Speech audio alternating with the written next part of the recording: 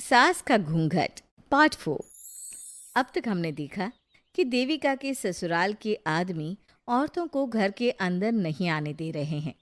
देविका उन्हें पुलिस में जाने की धमकी देती है, जिससे पूरे गांव में अफरा तफरी मच जाती है। तभी गांव का एक आदमी सरपंच को बुलाकर ले आता है। सरपंच उनके घर के बाहर का नज़ारा देखकर कहते हैं, जोगिंदर जी, ये आपके घर की औरतों ने कैसा हंगामा मचा रखा है। आपका घर तो संस्कारों की मिसाल था, लेकिन ये मैं क्या देख रहा हूँ। आपके घर की किसी औरत ने घूंघट नहीं कर रखा। अब सरपंच जी, हमारे घर की औरतों को इस देविका ने बहकाया है। हमने पहले ही इन सबको चेतावनी दी थी कि अगर ये घर से बाहर गई तो हम इन्हें घर में नहीं आने देंगे। अब ये देविका हमें धमकी दे रही है कि पुलिस को बुलाएगी। क्या? पुलिस? इस गांव का बरसों पुराना इतिहास रहा है। इस गांव में कभी पुलिस नहीं आई। गांव के सभी फैसले हमने मिलजुल कर किए हैं। जोगिंदर, तुम्हारे घर का फैसला पंचायत करेगी। सरपंच जी, आपने ठीक कहा। पंचायत दोनों तरफ की बातें सुने और जो भी फैसला पंचायत करेगी वो हमें मंजूर होगा। तो ठीक है, आज दोपहर को सभी गांव की चौपाल पर इकट्ठा होंगे और वहीं तुम्हारे घर का फैसला होगा। सरपंच वहां से चला जाता है। घर के आदमी घर के अंदर जाकर दरवाज़ा बंद कर लेते हैं और घर की औरतें वहीं घर के बाहर पेड़ के नीचे बैठ जाती हैं। तभी विमला कहती है, देविका बहू, तुम्हें भूख लगी होगी ना? नहीं माँ जी, मुझे भूख नहीं लगी, मैं ठीक हूँ। बहू, तेरा बच्चा छोटा है अभी, तुझे भूखा नहीं रहना चाहिए। वेदा, सुजाता, जाओ पास में जो पंडित जी का बाग है ना, वहाँ से कुछ फल तोड़ लाओ। वीना और सुजाता पास के बगीचे से खूब सारे फल तोड़ कर ले आती हैं। सभी औरतें फल खाती हैं। तभी देविका कहती है, आप सब घर से बाहर निकली, घूंघट उतार दिया तो इन मर्दों की इज्जत चली गई, लेकिन हम सब घर के बाहर भूखे प्यासे बैठे हैं। इस बात पर इन अहंकारी मर्दों को शर्म क्यों नहीं आ रही?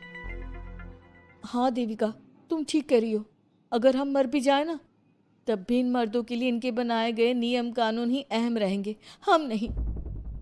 सुजाता भाभी, मुझे तो सबसे ज़्यादा सचिन पर गुस्सा आ रहा है।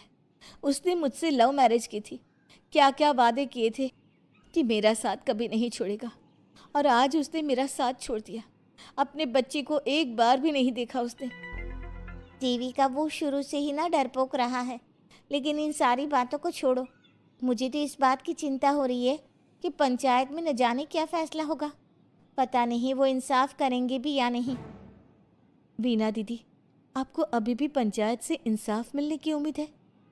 अगर इस गांव की पंचायत में सच में इंसाफ करने की भावना होती तो सरपंच जी अभी हमें घर के अंदर जाने देते। देखा नहीं कितना जहर उगल कर गए हैं हमारे खिलाफ। तो बहू, अब हम क्या करेंगे? पंचायत तो हमारे खिलाफ ही फैसला सुनाएगी। पहले तो हम अपनी सारी बातें रखेंगे। अगर ये लोग नहीं माने तो आपको वही करना होगा जो मैं कहूँगी। लेकिन एक बात आप याद रखना, किसी भी सूरत में हम झुकेंगे नहीं, क्योंकि हम सही हैं। देविका सभी औरतों को समझा रही थी। तभी वहाँ एक गांव वाला आता है। आप सभी को पंचायत में बुलाया है। उस गांव वाले की बात सुनकर सभी औरतें पंचायत में पहुंचती हैं। वो देखती हैं कि उस पंचायत में सारा गांव इकट्ठा हो गया है।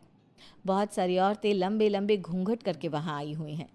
तभी पंचायत की कार्यवाही शुरू की गई और घर के आदमियों से पूछा गया कि वो घर की औरतों को घर में क्यों नहीं रखना चाहते। हमारे घर की औरतें ना तो घूंघट उतारती है और ना ही किसी डॉक्टर से इलाज करवाती है, और हमारे मना करने के बाद भी इन सब ने घर से बाहर कदम रखा, हमसे ऊंची आवाज़ में बात की। हमने इन सबको चेतावनी भी दी, लेकिन इन्होंने हमारी बात नहीं सुनी। अब ये सभी औरतें हमारे घर में नहीं रह सकती। अब औरतें अपना पक्ष रखें। ये कानून की किस किताब में लिखा है कि औरतों को घूंघट करना चाहिए? और अगर मेरे ससुराल की औरतें मुझे डॉक्टर के पास ना लेकर जाती तो ना मेरा बच्चा जिंदा बचता और ना ही मैं। लेकिन दाई अम्मा से हम इलाज करवा रहे थे ना। दाई अम्मा को कुछ समझ में नहीं आ रहा था। देविका का इलाज दाई अम्मा के बस की बात नहीं थी। काफ़ी देर तक दोनों पक्षों में बहस चलती रही। दोनों एक दूसरे पर आरोप प्रत्यारोप लगाते रहे, लेकिन दोनों पक्षों की बात सुनने के बाद पंचायत ने जो फैसला लिया उसके लिए तो देविका पहले से ही तैयार थी।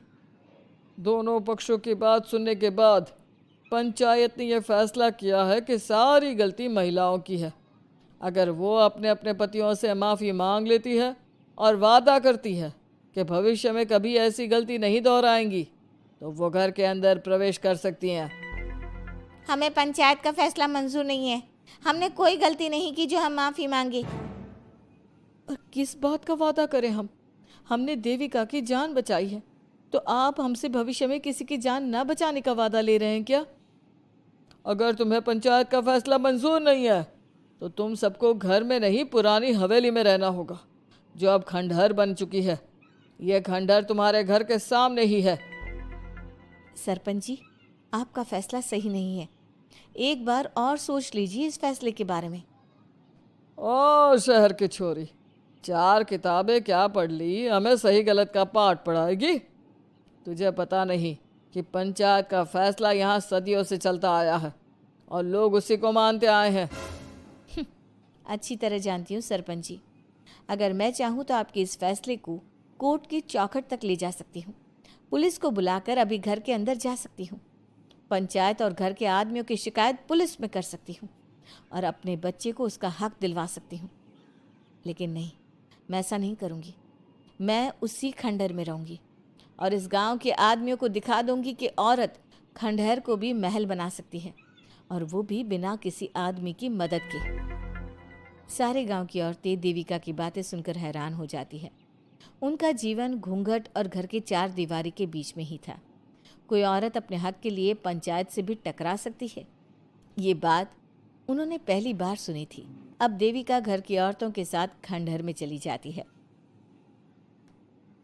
माँ जी, ये खंडहर तो काफ़ी पुराना है। भाभी, खंडहर पुराने ही होते हैं। मुझे तो डरावना भी लग रहा है।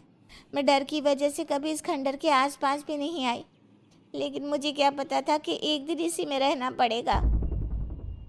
ये तो टूटा फूटा भी पड़ा है।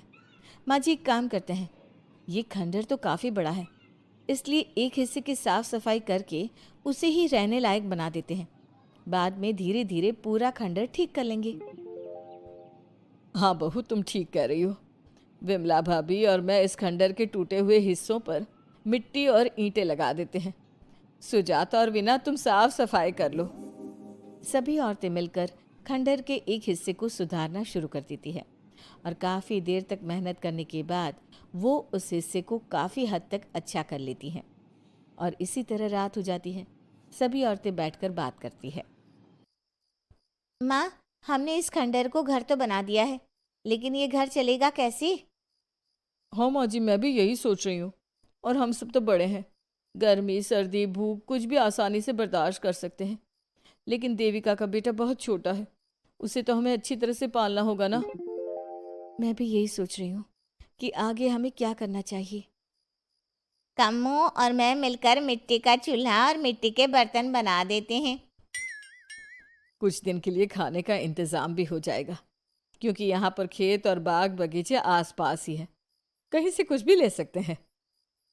पहले आप मुझे ये बताइए कि आप सब लोगों को आता क्या है? मतलब कोई ऐसा काम जिसका आपको शौक हो, जो आपने बचपन से किया हो। बहू, तेरे दिमाग में चल क्या रहा है?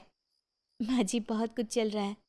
बस अब हमारा सारा ध्यान इस बात पर होना चाहिए कि हम अपने लिए अच्छे से अच्छा क्या काम कर सकते हैं। आप सब हिम्मत से और समझदारी से काम लो, फिर देखना हम इस खंडहर को भी महल बना देंगे। इसके लिए सबसे पहले हमें आत्मनिर्भर बनना होगा। देविका सभी को समझा रही थी, तभी उसका बेटा रोने लगा। उसने अपने बेटे को गोद में उठाया और उसे चुप कराने लगी। अब देविका के सामने सबसे बड़ी चुनौती थी कि वो किस तरह से ससुराल की औरतों को आत्मनिर्भर बनाए और किस तरह से अपना घर चलाए। हमारे प्यारे दर्शकों, अब आप बताइए, देविका और घर की सभी औरतों ने अपने पतियों से माफ़ी ना मांगकर सही किया या गलत? क्या उनका खंडहर में रहने का फैसला सही था? अब देविका को क्या कदम उठाना चाहिए, हमें कमेंट में ज़रूर बताना। हमारी कहानी